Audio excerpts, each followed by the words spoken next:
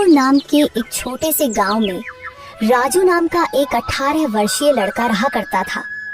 राजू अनाथ था। उसकी माँ उसे जन्म देते ही चल बसी और उसके पिता ही उसे पालने के एकमात्र सहारा थे। जब राजू 8 साल का था तो उसके पिता किसी काम से जंगल गए और फिर कभी लौट कर नहीं आए। उसके बाद राजू पूरी तरह अकेला हो गया। राजू गांव की एक टूटी फूटी झोपड़ी में रहता था। उसके घर के पास ही गांव का सरपंच और उसकी पत्नी रहते थे। उनकी अपनी कोई संतान नहीं थी, इसलिए राजू के माता पिता के गुजर जाने के बाद उन्होंने ही राजू को पाला। ये लो राजू बेटा, ये खाना खा लो और अगर कम पड़े तो मुझसे आकर ले लेना।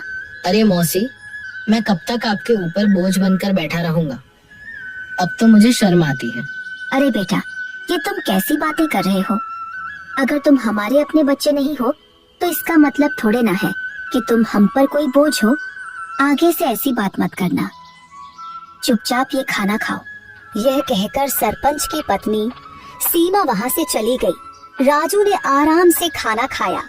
खाने के बाद जब वह झोपड़ी से बाहर निकला तो सामने ही सरपंच दिखाई दिए। राजू ने उन्हें देखा और सीधे उनके पास जा पहुंचा। राजू बेटा, खाना खा लिया है ना?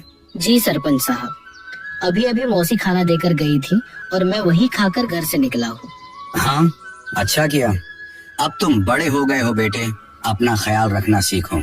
जी सरपंच जी, 8 वर्ष की उम्र से लेकर अब तक आप ही मेरा ख्याल रखते आए हैं, पर अब मुझे शर्म आने लगी है। अब मैं कुछ काम करना चाहता हूँ। इसमें शर्म की क्या बात है बेटा? हमने तो हमेशा तुम्हें अपना ही माना है। लेकिन अगर तुम्हारा मन फिर भी कुछ करने का है तो सुनो, गांव के पास वाला जंगल अब पहले जैसा खतरनाक नहीं रहा। चाहो तो वहां जाकर लकड़ियां काट सकते हो या शहद इकट्ठा कर सकते हो। जी सरपंच जी, मैं कल ही जंगल जाऊंगा। अब समय आ गया है कि मैं अपने लिए और आपके लिए कुछ कर दिखाऊं।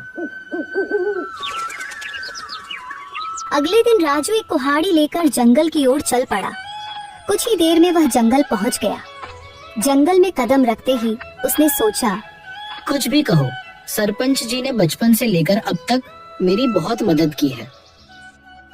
अब समय आ गया है कि मैं अपने पैरों पर खड़ा होकर दिखाऊं और अब मैं उनकी सेवा करूं ताकि उन्हें अपनी संतान की कमी महसूस न हो और वे हमेशा खुश रहे। अभी राजू ये सोच ही रहा था कि अचानक उसकी नजर एक कोयल पर पड़ी जो उसे बड़े ध्यान से देख रही थी। अरे, यह कोयल मुझे इतनी गौर से क्यों देख रही है? इसका आकार तो बाकी कोयलों से बड़ा है और देखने में भी यह कुछ डरावनी लग रही है। राजू ने अभी इतना ही